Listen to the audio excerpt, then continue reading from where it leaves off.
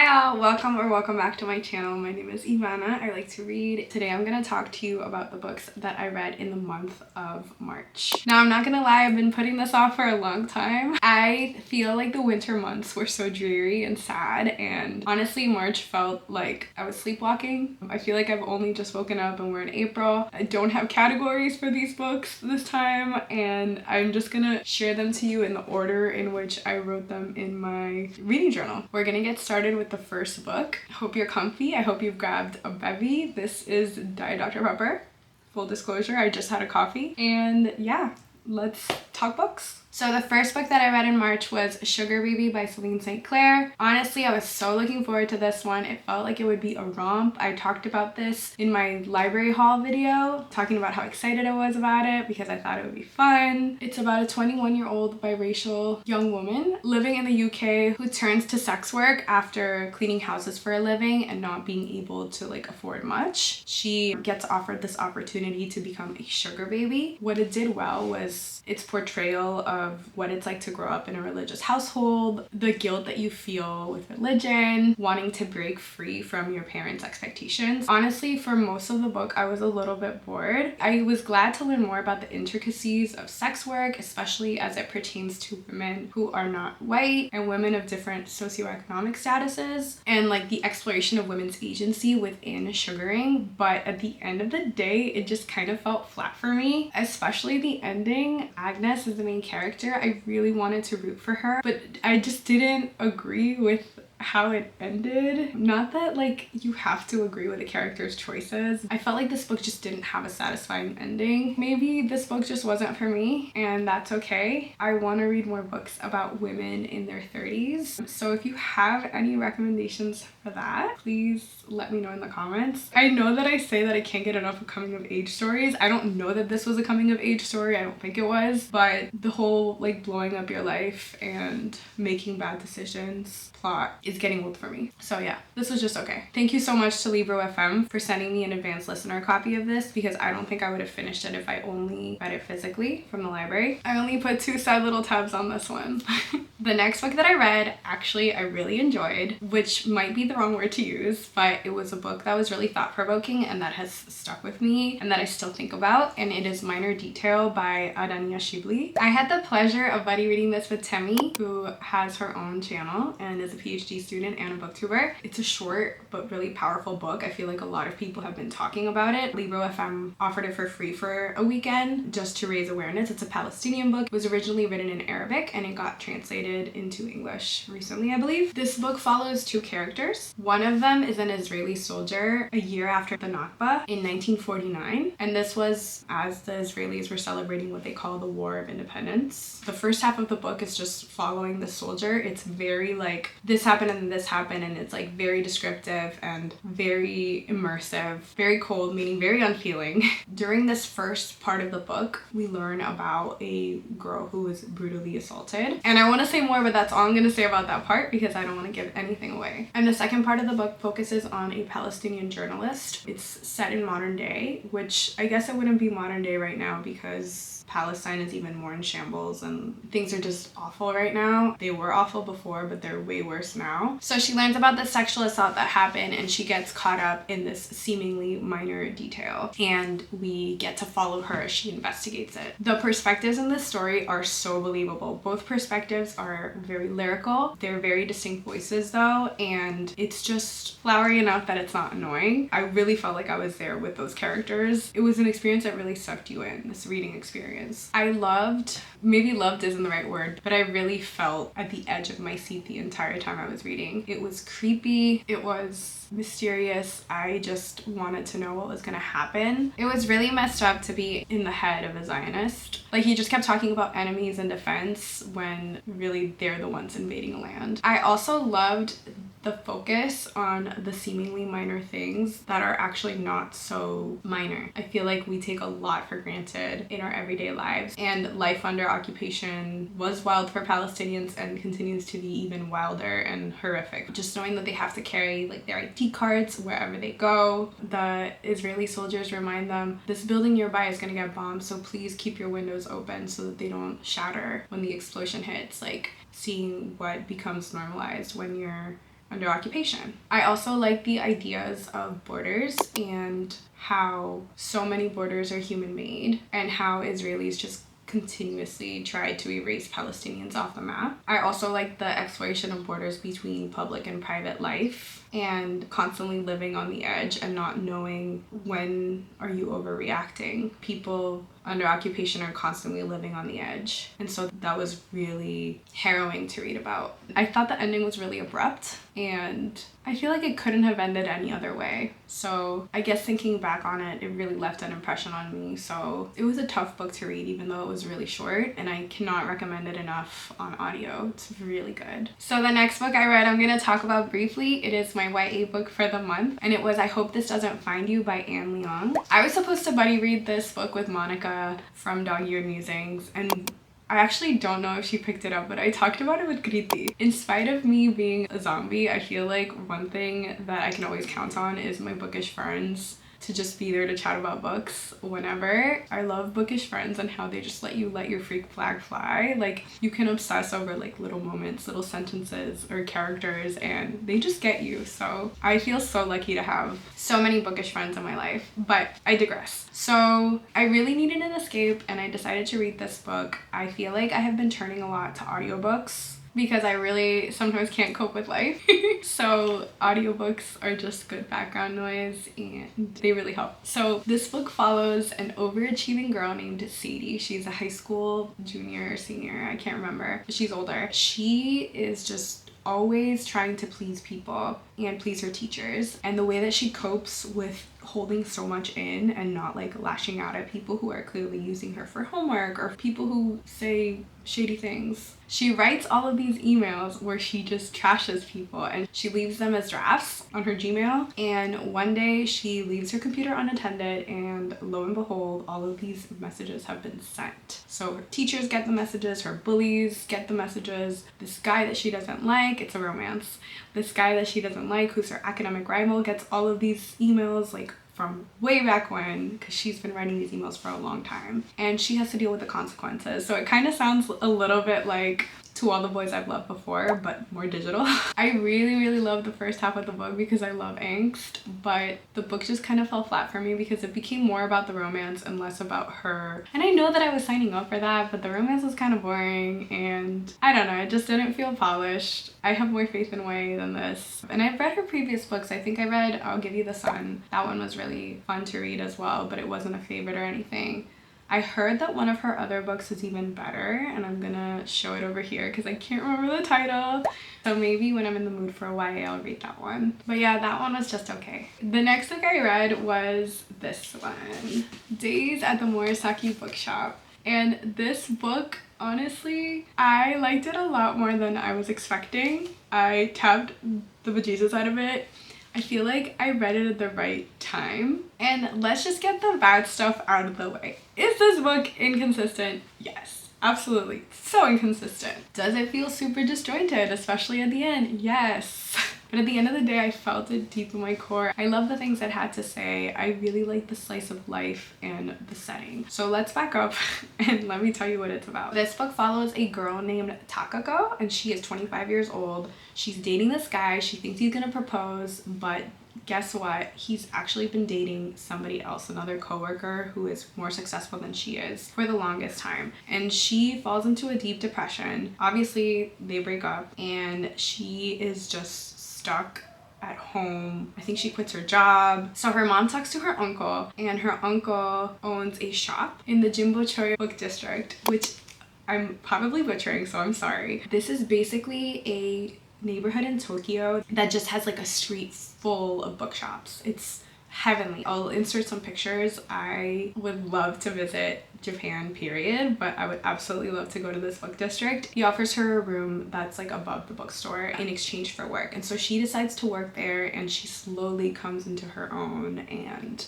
discovers her love of books and just has really deep conversations with her uncle and her friends that she makes there, and there's a coffee shop. I read this around the same time that Casey Musgrave's new album came out, and it was just so nice hearing the rain fall outside, playing Casey Musgrave's, like turning on the crackling fireplace on YouTube and just reading this really slowly and like really soaking it in. Another thing that I really loved about the book is that when Takako first shows up at her uncle's bookstore, she shares that it smells really musty, and he replies to her, he says, "Do me a favor and try to imagine it as the dampness after a morning rain." And it's like, that's such a good reframe, because I've definitely been in musty used bookstores, and sometimes I'm like, is there mold growing on these books? But also it really is a vibe. I'm filming like by the window and the neighbor is right across from me, and I hope he's not judging me. Hi, Skip. We're just gonna pretend he's not there. So I also love that Takako learns to love reading. I said that already, but especially books that have belonged to other people, and how reading can be healing and you're giving a book a new life when you read a used book. I thought that was really beautiful. I also really love the overarching theme of how books can save us and how people can save us, and how sometimes we're so deep into our own hurts and so focused on how unhappy we are with ourselves that we lose sight of the fact that other people really love us, and we take that for granted. So that was another beautiful thing about the book. And now I'm gonna share one last quote. The uncle says, "It's funny, no matter where you go or how many books you read, you still know nothing. You haven't seen anything. And that's life. We live our lives trying to find our way. It's like that Santoka Taneda poem. The one that goes on, in, and still the blue-green mountains." So yeah, I recommend that one for anyone looking for a little pick-me-up, and anyone who has like patience and wants to sit. And it's not page-turny, but it kind of reminded me a little bit of, it's not necessarily the themes, but like the vibes. This is one of my favorite books of 2023, and now I can't remember. It reminded me of another book that I cannot recall the name of, and I'll just put it over here when I remember. But it was great. I really actually read a decent amount this month. I thought that I would be finished by now, but here we are.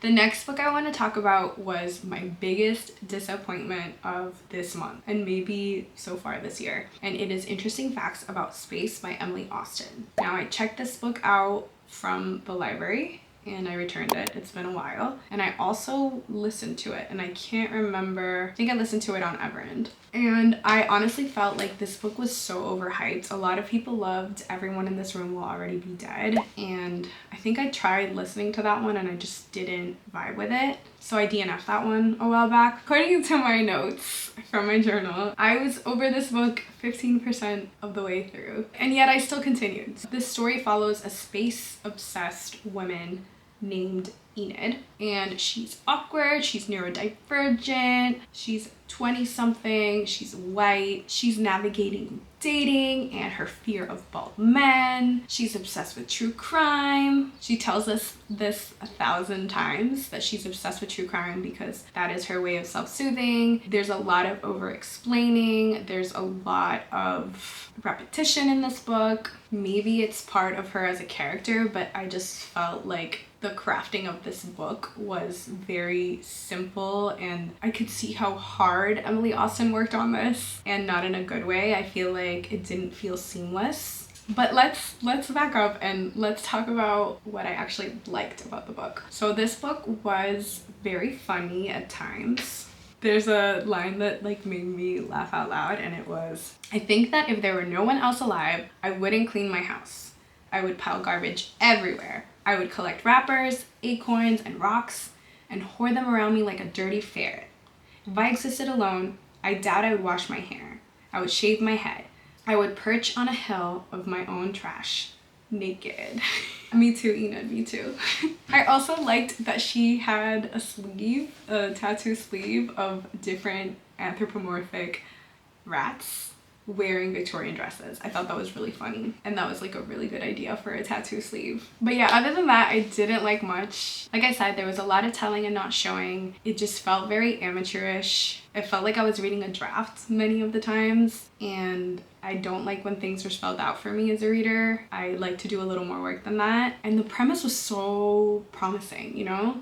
But it just didn't work out in the end. I also felt like it was just a long road to nowhere. There was a mystery and it got resolved, but it just wasn't interesting. I normally don't say this, but I feel like I would just pass on this book. It is nice though that it does have like neurodivergent rep. It has, you know, she's deaf in one ear. It's nice to see different identities represented in a book. She's queer, but that doesn't necessarily make the book great. Okay, I think my camera is overheating, so let's keep going. I forgot to say that Days at the Morisaki Bookshop has a cat on the cover, and so does this one. This is Anne of the Island. This is the third book in the Anne of Green Gables series, and this was my book that I read to sleep before bed. I really got to get back into my Anne game. I feel like I've only read like 20 pages of the next one. In this book, Anne is going to college. She has made new friends, including a like wild friend named Philippa who goes by Phil. There's a cat named Rusty. There's two dogs, Gog and Magog. She and her friends get to live in a place called Patty's Place and just get into all sorts of shenanigans. Anne has a lot of suitors, a lot of proposals, some disastrous, some not. This is just a really fun time and I loved it, of course. I say this every time, but the more I read Anne of Green Gables, the more I want to learn more about Lucy Maud Montgomery. I think I'm gonna buy her biography and probably read it this summer. It just feels right. Something that Anne says that I loved in this book that is relevant to today is everything is new in the spring. Springs themselves are always so new too. No spring is ever just like any other spring. It always has something of its own peculiar sweetness. Okay, and the last book that I read was for book club, and it was Seek You, A Journey Through American Loneliness by Kristen Radke. I'm gonna insert some pictures of the pages. Even though I was intrigued with this book, I felt really skeptical starting it. I feel like it gotten lukewarm reviews. This is part memoir, part like psychological book or sociological book. It's a graphic novel or graphic nonfiction. I have been fascinated by loneliness, just like many people have been. She started writing this before the pandemic, but I think she was still working on it during the pandemic, and obviously a lot of people felt lonely during the pandemic, during lockdown, and it was just really interesting to see her own personal relationship with loneliness, as well as learning about different psychological experiments, including the rhesus monkey experiments, where I studied psychology. I have a degree in psychology and I cannot explain it to you, but it was basically this experiment where the psychologist was studying attachment and secure and insecure attachment, and they took these baby monkeys and separated them from their moms and gave them wire moms and cloth moms just to see how they would react to not having a parent around. She writes about the life of this psychologist and his own loneliness. I feel like I'm not doing the book justice. I feel like for me, I'm comforted by solitude because it has more of a positive connotation. I have done my fair reading about loneliness. I read, what is the name of the book? I read The Lonely City, and I just feel like I like... So it's approximately 6 hours later. This book, even though it wasn't my favorite, it got me thinking a lot. I love those books that spark your creativity or like get you to really stop and think about life. I wanted to just soak it all in. I think out of all of the books that I've read this year, this book actually had me writing the most in my reading journal. I also gotta like create a cover for it. I loved so many parts of this book, even though I felt like it wanted to be a memoir, it wanted to explore loneliness as a psychological phenomenon, and I feel like it was trying to do a lot. But at the end of the day, even though it wasn't perfect, it still had me thinking about a lot. I especially loved what the author said about gossip. She said that Robin Dunbar, who's an anthropologist, proposed that humans developed spoken language not to more effectively hunt or build or conquer, but to gossip.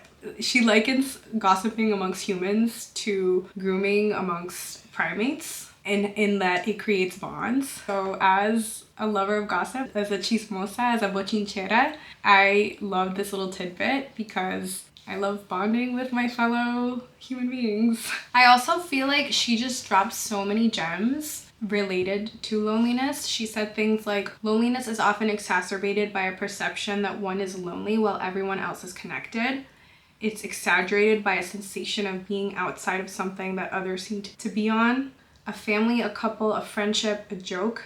Perhaps now we can learn how flawed that type of thinking is, because loneliness is one of the most universal things any person can feel. I know I had previously said that I don't often feel lonely, but having felt lonely in the past a lot, I feel like I saw myself in so much of this. And I also like this notion of loneliness being the space between the relationships you have and the relationships you want to have, and how loneliness can become a self-fulfilling prophecy, because when we are lonely, we might get more of a stress hormone, so we might lash out at people, resulting in them not necessarily wanting to interact with us. I also feel like she tried to do so much at the end. It kind of felt like an afterthought, where she talked about like shootings in the United States and how that's related to loneliness and white men and all that. And I just felt like she was trying so hard to be like current and relevant. It didn't feel like genuine. I mean, obviously intersectionality is important, but to me it just kind of felt like she was trying to get with the times. So some parts were not great, but I think that the parts that were great really got me going. And I think it's such a worthwhile read in spite of its unevenness. She also talks about Yayoi Kusama, and I like her immersive exhibits. I remember a couple years ago there was I have a picture with a cat, which I'll show here, at the Castle of Tears. I'm not sure, it was a poem that she wrote. There was this whole like immersive experience where you would go and see yourself reflected. And anyway, she talked a lot about how Yayoi Kusama was extremely lonely, but also like a very creative individual. And I didn't know this, but apparently Kusama spent half her life in a psychiatric institution, which makes me feel really sad. I can't imagine what that must have been like for her. I guess you never really know. Okay, so now we're gonna end with our little joys, and I am coming up with these on the spot because I didn't really do enough reflecting in March. I just wanted it to be over. So I think that for one of the little joys of March was finding a new therapist. I had a therapist for a while and I broke up with her because I felt like our time was done. I feel like I learned so much from her, but it was really nice and empowering to go on the search for a new therapist again. It was a little nerve-wracking putting myself out there, but I found someone that I feel really compatible with and is like totally different from my previous therapist, so I can work on other things with her. I think if you've been wanting to search for a therapist, I am not a mental health professional, but this might be your sign for you to go do that and seek out help if you need it. Another little joy is all of the buddy reads that I did. I think I've been so good at buddy reading this year, and I love being able to experience a book with someone else and someone who has a different perspective. I buddy read books with Kat from Lit with Kat, and I also mentioned Temi. It was really nice to buddy read with them and to also use the buddy read feature on Storygraph. I think that is something that some people might not know about. It's really, really cool how you can actually like either timestamp or say what percentage you're at and just comment on something or like write down a quote, and it won't spoil it for your fellow buddy reader. You can have multiple buddy readers. I'm not explaining this enough, but maybe I'll show like a little screenshot of it. And it's just nice being able to discuss a book in an organized fashion without it being spoiled for anyone. And I got shelves, so that was fun. I'm still working out what to do with this room, and it's really sad that I can't think of any other little joys. I said this already, but I loved Casey Musgrave's new album. Not as much as Golden Hour, but I really love Casey. I think that her music is so understated and it just fills me with joy. I especially love in her new album, Cardinal. It's so good. I think she samples California Dreaming, I think, in it. So just listening to music and vibing is nice. I really can't think of anything else. Every single month I've been like, it's been a rough month. If you're still here, thank you so much for joining me. Let me know what you've been reading lately. Spoiler alert for this coming month, I feel like I've kind of been in a reading slump. I've been reading, but I just haven't loved everything that I've read. I think I'm finally almost out of it, but I would love some recommendations for books that really suck you in, because I have been having a hard time like really loving books this year. So please let me know if you have any recommendations. Thank you so much, and I'll see you in my next video. Bye!